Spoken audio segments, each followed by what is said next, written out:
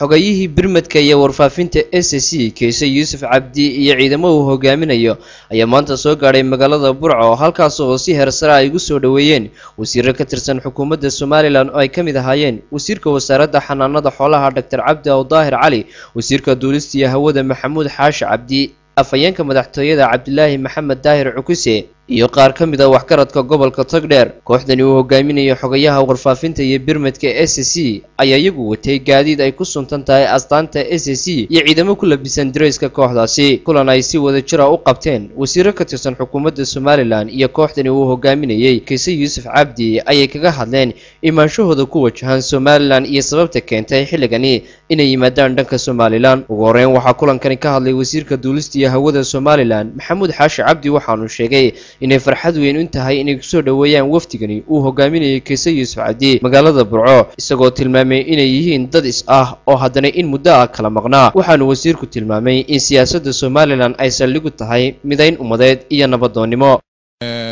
dowladda Somaliland siyaasadeeda waxa udub dhaxaad u ah midayn ummadeed iyo nabadoonnimo. Somaliland waxay waay arag ku tahay colaadaha iyo dhibaatada. nin colaad yaqaana ayaa nabadna qiimaheeda garta. baan leeyahay gacal kala maqnaa iyo geel way soo ordaa. Kayse Cabdi Yuusuf iyo waftiga balaaran uu wato. Kayse waa nin culus, waa nin runtii aniga farxad gaarana way ii tahay. waa nin aanu isku kacaan ahayn, isku lahayn, fataatiirta aanu wada ciyaari jiray. markii dambena barlamaankii Somaliland 93 aanu wada ahayn, taasina farxad gaar ah ay tahay. Waxa kale oo isaguna halkaasi ka hadlay wasiirka xanaanada xoolaha, deegaanka iyo horumarinta reer miyiga Dr. Cabdi Daahir Cali, waxaanu sheegay inay qalbi furan ku soo dhaweynayaan wafdigani uu hogaaminayo Kayse Yuusuf Cabdi, isagoo tilmaamay wasiirku in dadka ay dhex mari karto xurgufi muddo kooban xalna loo heli karo, balse nabadda iyo talada ayuu wasiirku ku tilmaamay inay tahay dawada kaliya ee khilaaf kasta lagu dabiibi karaa. oo dareen leh aan ku soo dhaweynaa wafdigan qiimaha leh ee uu hogaaminayo Kayse Cabdi Yuusuf, oo wafdigaas oo ka kooban ciidan, cuqaal, siyaasiyiin, waxgarad. runtii wafdigan iyaga Kayse inoo sheegi doona oo aan ku wareejin doona, laakiin marka ugu horeysa waxaan ku soo dhaweynaa dhamaanteen ba qalbi furan baynu ku soo dhaweynaa. Somaliland kama maqneen, Somaliland bay joogeen, maanta gobolka Togdheer baynu ku soo dhaweynaynaa.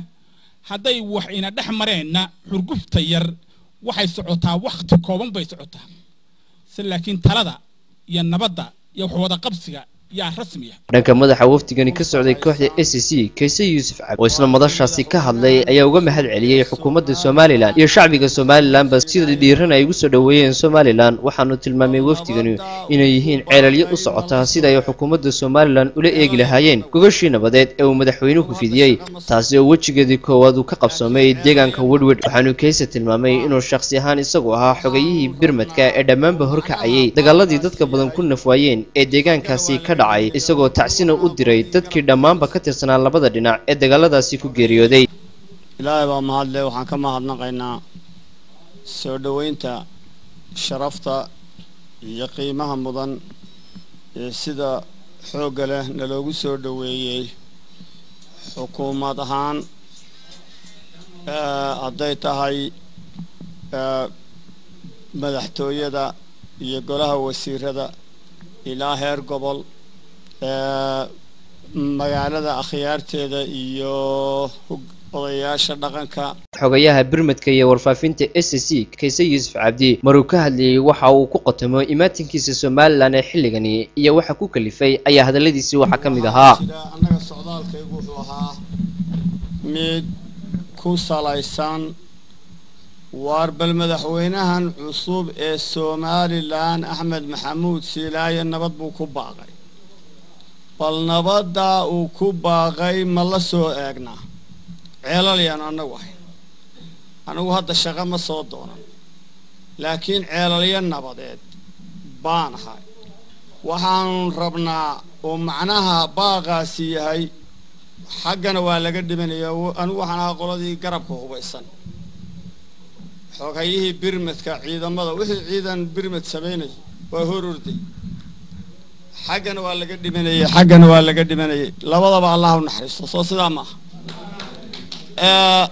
حابانري aan bal nabadda madaxweynuhu ku baaqay xukuumadda cusub ku baaqday gogosha aan wirwirno qaybteedii hore lagu qabtay bal garabka ciidanka markii hore maqnaa hadeer waxay noqotay inaan nimaadno la eegno fariinta kaliya aanu sidnaana waxa weeyaan war dadku maxay ka dagaalamayaan maxay qoriga ka qaateen maxay rabaan maxaa dawaaw ah intaa un baanu sheegaynaa anagu ugu dambeyntii imaatinka wafdigani ka socda SSC ee gobolka Togdheer ayaa noqonaya kii ugu horeeyay noociisa ah tan iyo waqtiga ay bilaabeen colaadaha deegaanka Buuhoodle waxaana la filayaa in arrintani ay wax weyn ka tari doonto isu soo dhawaanshaha iyo xalintii colaadaha deegaankaasi ka taagnaa maadaama ay wafdigani shaaciyeen in nabadeynta iyo ceelalyada ay wadaan kula noqon doonaan deegaamadii ay ka yimaadeen